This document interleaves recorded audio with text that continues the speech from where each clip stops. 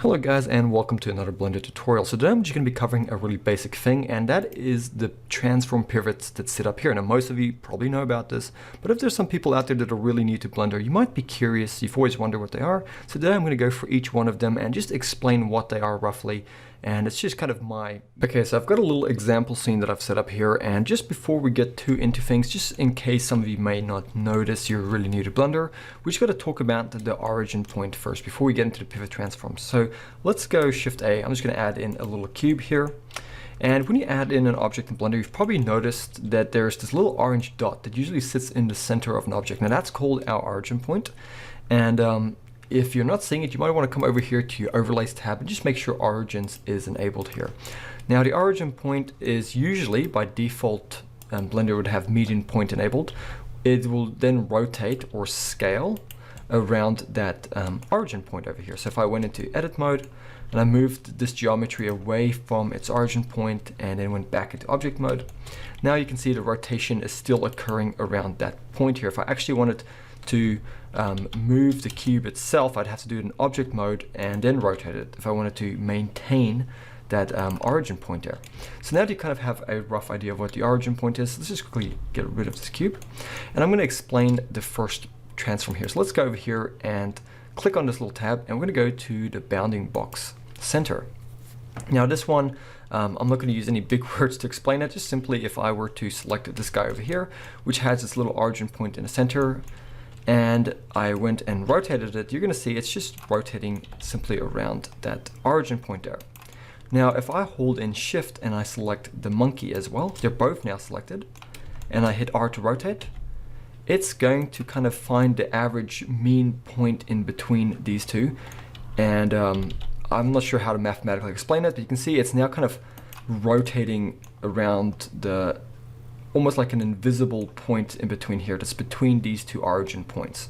In fact, if I went to the bottom here and I just moved this monkey away and I selected both of them and I hit R to rotate, you can now all of a sudden see it's kind of finding a little center point here between these two origin points. And that's kind of what the bounding box is. In fact, if I went Shift D to duplicate both of these objects and I selected everything in the scene here, both of these four are now active and I rotated it, you can kind of see it's kind of finding a average center point here, if that makes sense. So that's simply what that one is.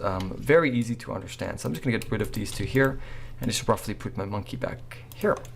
So now let's explain the next one. The next one is the 3D cursor. This is one I use quite often. Now the 3D cursor is this guy over here. If you just click on this button here, you can click anywhere in your 3D space, and that's going to place this cursor wherever you click. So I'm just going to, for example, just click over here, right? And then what I'm going to do is click on this guy again and just select this box. And if we have 3D cursor enabled and we hit R to rotate, you're now going to see that the rotation is not occurring around the pivot, the origin point here.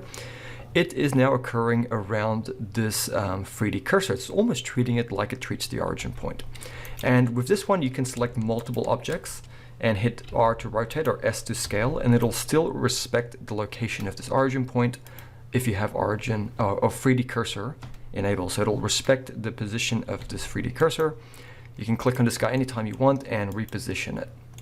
So you can see I've placed it there. If I rotate it now, it does that. If I go to my top orthographic view, for example, and I rotate, it'll rotate perfectly around that space there. You can also hit R and then Z and then limit the rotation around the cursor on the Z, or even Y or X. So that's a useful little thing there. So now that you kind of understand that one, let's go ahead and I'm going to explain the next one, which is the individual origins. Now the individual origins, so if I grab just one of these guys and I rotate it, you know, that's all really good, but what if I wanted to rotate both of these guys? So I select them both, and then I go R and I go X. Now they're both going to rotate around the X. If I go R and I go Y, they're both going to rotate around the Y. If I double tap R to kind of freely rotate them in 3D space, they're both going to kind of do that. So that's really good, and that can be super useful if you want to adjust, for example, say for example you have a long row of posts in a farm scene or something, you might want to offset them all a little bit, make it look like the wind's blowing them over. Just select them all and just hit R to rotate, and you can do bulk adjustments on the spot. Now this is a little bit limited, but it can be very useful for certain things. So let's go to the next one now, which is the median point. Now the median point is the one that I believe is usually default in Blender. And that is just very similar pretty much to the bounding box here. In fact, I haven't really even found a difference. They're both pretty much the same as far as I'm aware. So I might be missing something, but that's just how I've come to understand it. So you can see here, it's just kind of finding the average between these 4 origin points, or 2 origin points, however many you have, and just kind of finding the middle point. So that's how that works. And now we have the last one here, which is the active element. Now the active element, pretty much just like we used our 3D cursor to make that a point of rotation, the active element simply means whichever object is active. So for example, if I select this guy, I hold in Shift and I select the monkey head is now the active element because I selected it last, and if I hit R to rotate, it is now treating both of these. It's looking at this guy's origin point as a point of rotation, or even a point of scale if I was to hit the S key. So that's what the active element is. So if I hold in Shift still, I can select this guy, and now I can hit R and it'll rotate around that guy. You can have as many objects as you want.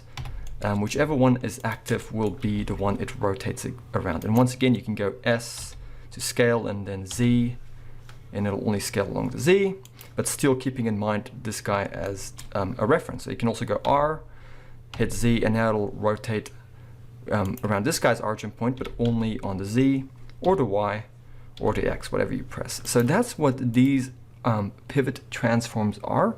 I hope you guys now kind of have a little bit of an understanding if you never really knew what they are. I mean, obviously most of you probably do, you've probably used Blender, but if there is somebody out there that didn't know, hopefully now you kind of have a little bit of an understanding. Hope I was able to make it clear enough and that this was useful. I'll see you guys next time for another tutorial, and thank you for watching.